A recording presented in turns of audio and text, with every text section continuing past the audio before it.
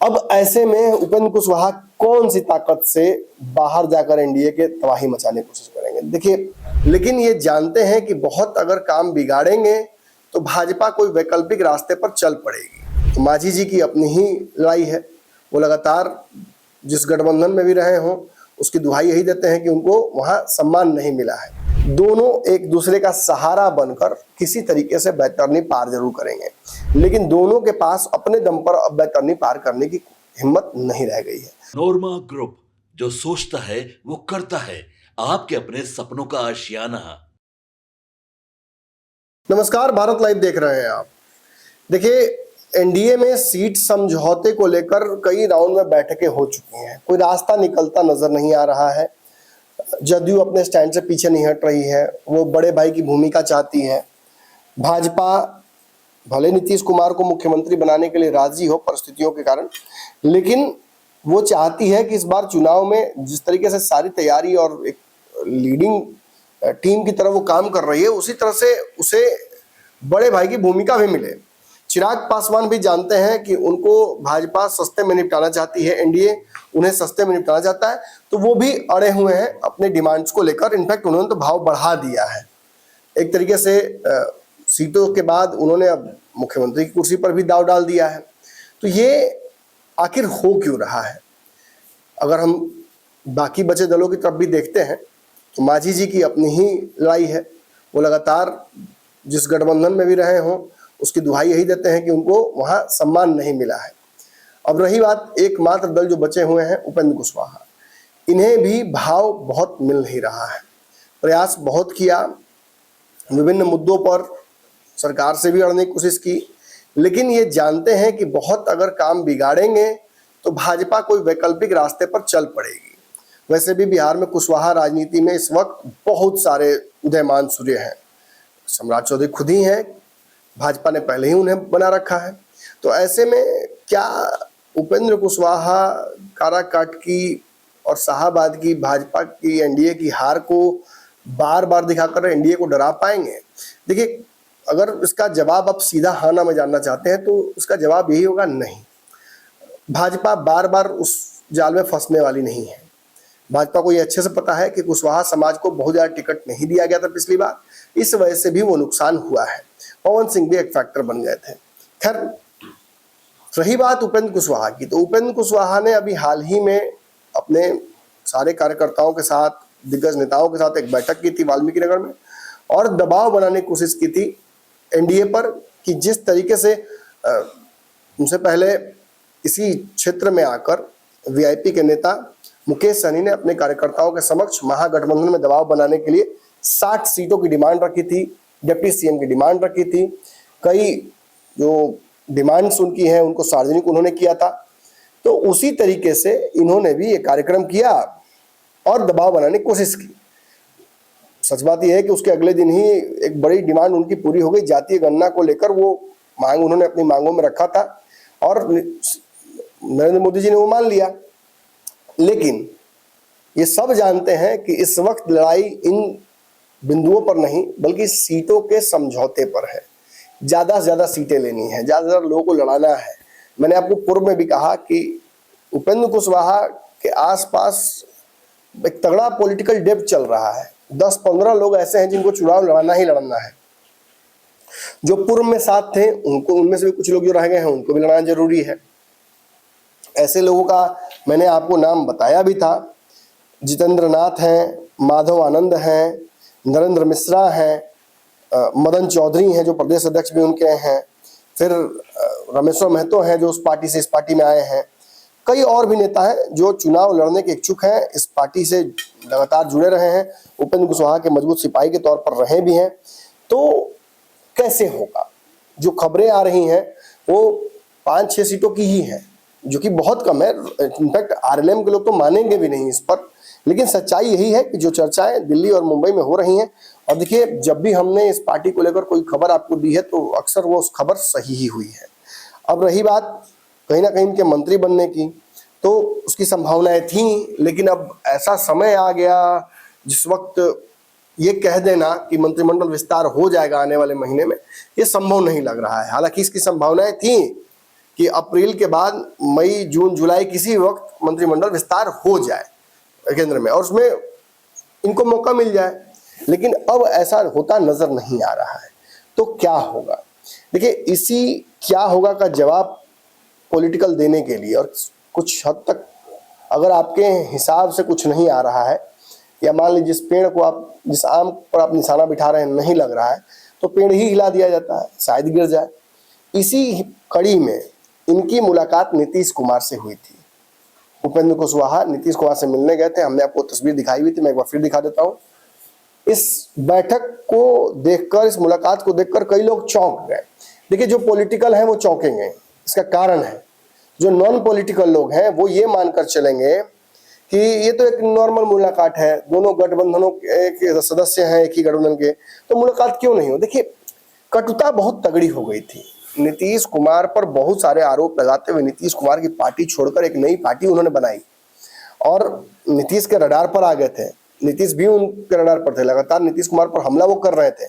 लेकिन अब नीतीश कुमार के साथ वापस मिलना, ये अगर इसे राजनीति में टर्म किया जाए, मैं किसी जाति को लेकर नहीं बोल रहा हूं, लेकिन इसे अगर टर्म किया जाए तो निश्चित ही ये अंधे और कहीं ना कहीं लंगड़े की जोड़ी है।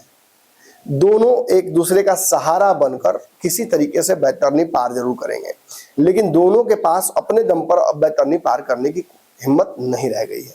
मैं वो खुल के बोल रहा हूँ, नीतीश कुमार भले ही अभी भी वो बहुत पिवटल रोल में है, सेंटर स्टेज पर है एनडीए के पॉलिटिक्स के, मुख्यमंत्री भी वही बनेंगे, मुख्यमंत्री के उम्मीदवार भी वही हैं, भाजपा उनसे छल कर ऐसा नजर नहीं आता है। हालांकि एक बैकहैंड में ये है सोच कि भाजपा कहीं महाराष्ट्र रिपीट ना कर दे, लेकिन नीतीश कमजोर होने के बावजूद भी बहुत पिवटल रोल में है एनडीए के।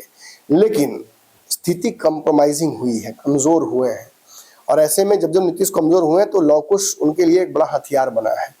बीच बीच में कुशवाहा समाज के नेताओं को नाराज किया है, दो बार कुशवाहा समाज के आगे से थाली छीन ली है, उपेंद्र कुशवाहा को कई बार नाराज किया है। और सबसे बड़ी बात तो यह है कि दो कुशवाहा समाज को जो मिल सकता था एमएलसी की सीट, दोनों छीनकर एक ब्राह्मण को, या दूसरा भी लगता ब्राह्मण को ही दे दिया, जिसको दिया हो, कुशवाहा को तो नहीं दिया। रामेश्वर में तो भी एमएलसी जो थे उनके पार्टी में वो भी कुशवाहा समाज से थे, उनका भी जब खत्म हुआ तो उनको नहीं बनाकर एक मुसलमान को, खालिद को उन्होंने रिपीट कर दिया। तो इसकी वजह से नीतीश कुमार भी कमजोर हुए हैं, तो उन्हें भी एक कुशवाहा चाहिए। और उपेंद्र कुशवाहा की पार्टी में इस वक्त कोई कुशवाहा नेता नहीं है। आप प्रदेश अध्यक्ष के चक्कर में मत पड़िएगा, उमेश कुशवाहा निश्चित ही एक मजबूत नेता है, लेकिन इस बार वो चुनाव लड़ने जा रहे हैं खुद, तो उनकी भी प्राथमिकताएं तय हैं। कौन कुशवाहा नेता उनके आगे पीछे घूमेगा, कौन लव कुश को एकजुट करेगा, किसके दम पर नीतीश कुमार लव कुश का वोट लेंगे, कौन होगा। रामेश्वर में तो भाग गए, उपेंद्र कुशवाहा भाग गए। देखिए, कायदे से ये कौन होगा, इसका जवाब यही है, ये तस्वीर नीतीश कुमार और उपेंद्र कुशवाहा का मिलना। दोनों एक दूसरे की ताकत बनेंगे, दोनों एक दूसरे का सहारा बनकर किसी तरीके से एनडीए में सम्मानजनक सीटें और एक बड़े भाई की भूमिका नीतीश कुमार दोनों लेने की कोशिश करेंगे। कैसे ले पाएंगे इस पर संशय है। ये भी सच में कंफ्यूजन इस बात का भी है कि आखिर नीतीश कुमार कितना साथ देंगे उपेंद्र कुशवाहा का जब सीटों के नेगोशिएशन और उनकी संख्या बढ़ाने की बात आएगी। इसमें भी कहीं ना कहीं पेच फंसता नजर आता है। बड़ी बात यह है कि अब खबर जो आ रही है वो ये कि उपेंद्र कुशवाहा इसके बाद अब दूसरे रोल में नजर आएंगे। यदि नीतीश कुमार भी उपेंद्र कुशवाहा की बात नहीं सुनेंगे, उपेंद्र कुशवाहा के लिए मोल भाव नहीं करेंगे, अगर ये दाव भी फेल कर जाता है तो उपेंद्र कुशवाहा अब चिराग पासवान वाला जो रणनीति है 2020 वाला, उस पर आगे बढ़ते नजर आ सकते हैं। कैसे? देखिए, कायदे से तो उपेंद्र कुशवाहा भी तीसरे मोर्चे का हिस्सा थे 2020 में, और वो भी लड़े थे, लेकिन उनकी कोई सीट जीत कर वो नहीं आए थे। उनके गठबंधन से 5 या 6 विधायक जीते थे शायद। अब ऐसे में उपेंद्र कुशवाहा कौन सी ताकत से बाहर जाकर एनडीए के तबाही मचाने की कोशिश करेंगे। देखिए, चिराग पासवान ने जो किया है 2020 में, ये नाजिर बन गया है, और ये इस बात का भी परिचायक है कि गठबंधन में अगर आपको इज्जत नहीं मिल रहा हो, आपके मनमानी की सीट ना मिल रही हो, तो एक बार काम बिगाड़िएगा तो वापस आपको जिस तरह से 5 सीटें मिली चिराग पासवान को केंद्र में मंत्री बनाएगा, हो सकता है कि उस तरीके से उनको भी मिल जाए। लेकिन सबसे बड़ा सवाल तो ये खड़ा होता है कि क्या उपेंद्र कुशवाहा के पास उतनी ताकत है? क्या उपेंद्र कुशवाहा के पास कुशवाहा समाज का या जो भी समाज को कहते हैं उसका वोट है? देखिए, कायदे से उपेंद्र कुशवाहा के पास अब वो ताकत नहीं रही कि वो संपूर्ण कुशवाहा का वोट ले सके। पेच फंस गया है उनके लिए। और जितने भी और कुशवाहा नेताओं धीरे धीरे आप बढ़ते देख रहे हैं, या पूर्व से स्थापित नेता हो, या एक बड़ी चुनौती तो एनडीए में बीजेपी के ही नेता, बिहार के डिप्टी सीएम और पूर्व बीजेपी के अध्यक्ष बिहार के सम्राट चौधरी हो गए हैं। सम्राट चौधरी, उनके बीच कितना पटता है ये सबको पता है। आर.के. सिन्हा ने बची कुची कहानी खोल दी थी, फिर उनके प्रवक्ता भी उपेंद्र कुशवाहा के लगातार सम्राट चौधरी पर दबी जुबान में हमला करते रहते हैं। अब हाल ही में आपने सुना कि फिर से पवन सिंह को चुनाव लड़ाने की तैयारी चल रही है काराकाट से। उपेंद्र कुशवाहा का क्या होगा? वो भी चुनाव लड़ना चाहते हैं, उनके परिवार के लोग लड़ना चाहते हैं, उनकी पार्टी से 10 दावेदारियां हैं, और 5-6 सीटों में कैसे उपेंद्र कुशवाहा काम चलाएंगे? देखिए, मानिए ना मानिए, उपेंद्र कुशवाहा के पास अब कोई रास्ता नहीं है। उन्हें बगावत एक बार करनी ही पड़ेगी, ब्लफ ही सही, लेकिन एक रिस्क उन्हें लेना ही पड़ेगा। उन्हें ये एहसास बीजेपी को कराना पड़ेगा कि हम आपसे जीत ना सके, लेकिन हम आपको हरा सकते हैं, इसका काम तो हम कर सकते हैं। लेकिन इस कड़ी में भी जिस तरीके से पिछले चुनाव में उनका प्रदर्शन बहुत अच्छा नहीं था, हालांकि 3-4% वोट लेके आए थे, उस गठबंधन में आया था, और नीतीश कुमार उसके तुरंत बाद उनको साथ लेकर आए थे। तो नीतीश कुमार के साथ दोस्ती करते हुए एनडीए के खिलाफ जाना कितना सफल हो पाएगा? देखिए, पिछली बार बीजेपी और चिराग के बीच जो गुप्त अंडरस्टैंडिंग थी नीतीश को डैमेज करने की, क्या ऐसी किसी रणनीति पर उपेंद्र कुशवाहा नीतीश के साथ अंडरस्टैंडिंग के तहत बाहर जाकर कर सकते हैं खेल? बहुत बड़ा रिस्क हो जाएगा। लेकिन सियासी गलियारों में चर्चा इस बात की हो रही है कि उपेंद्र कुशवाहा नीतीश के साथ मिलकर वो चिराग वाला खेल जो हुआ था वो करने की कोशिश करेंगे। सम्राट चौधरी जिस तरीके से पूरा शाहबाद इस बार हारे हैं, तो उनको एक तरह से डिस्क्रेडिट मिला। उसी तरीके से बीजेपी को इस बार भी घेरने की कोशिश उपेंद्र कुशवाहा कर सकते हैं। खैर, आपको क्या लगता है, उपेंद्र कुशवाहा को क्या करना चाहिए? क्या स्थिति बन रही है उनके लिए? जितनी सीटें ऑफर की जा रही हैं 5-6, क्या उतना में उनको मान जाना चाहिए? क्या इतना में मान जाएंगे? इन सवालों का जवाब आप कमेंट सेक्शन में आकर दे सकते हैं। अगली खबर में मुलाकात करते हैं। धन्यवाद। आपके सपनों को हमने सजाया है, ई होम्स पैनोरमा को हमने बनाया है। ई होम्स मेरा एक सपना था जिसपे मैं पिछले 4 साल से काम कर रहा था। हमने जो बनाया है वो सबने है माना। ई होम्स पैनोरमा में हो आपका भी आशियाना। और फाइनली हमने 2021 में इस प्रोजेक्ट को लॉन्च किया। बहुत लोग अप्रिशिएट कर रहे हैं कि पूर्णिया जैसे शहर में, बिहार के, एक तो बिहार की बात करें उसमें भी पूर्णिया जैसे छोटे जगह में इस तरह का लाइफस्टाइल देना, ये सुन के हम लोगों को बहुत अच्छा लगता है। ई होम्स में हमने कुछ और भी किया है, जैसे हम जिस जगह में रह रहे हैं हमारे फैमिली सिक्योर हो, उनको सिक्योरिटी का ध्यान में रखा है। आपकी सुविधा और सुरक्षा आपके लिए खास है, ये आपका विश्वास है। इसमें आर्टिफिशियल इंटेलिजेंस का 7 लेयर सिक्योरिटी का हमने इस्तेमाल किया है। लस ग्रीन कैंपस को बनाया है। यदि हमारा बाउंड्री वाल है तो वो वर्टिकल गार्डन है।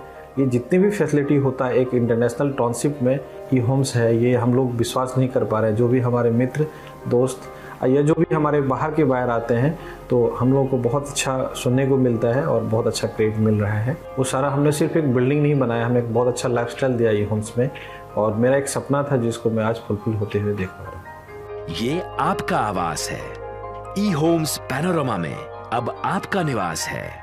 E Homes Panorama, luxurious lifestyle redefined. Panorama Group, जो सोचता है वो करता है। अगर ये वीडियो पसंद आई और वह बिहार के राजनीति और बिहारियत से सरोकार रखेनी तो सब्सक्राइब बटन दबा के चैनल के सब्सक्राइब कर ली। ओजे एगो घंटी बा, ओकरा बटन दबा देला से कुल सटीक और मारक खबर रुआ मुफ्त में मिल जाई। अगर रुआ पत्रकारिता के हमनी के नया प्रयोग में सहयोग कर चाहतानी तो ज्वाइन बटन दबा दी। पेटीएम नंबर नोट कर ली 9386816700।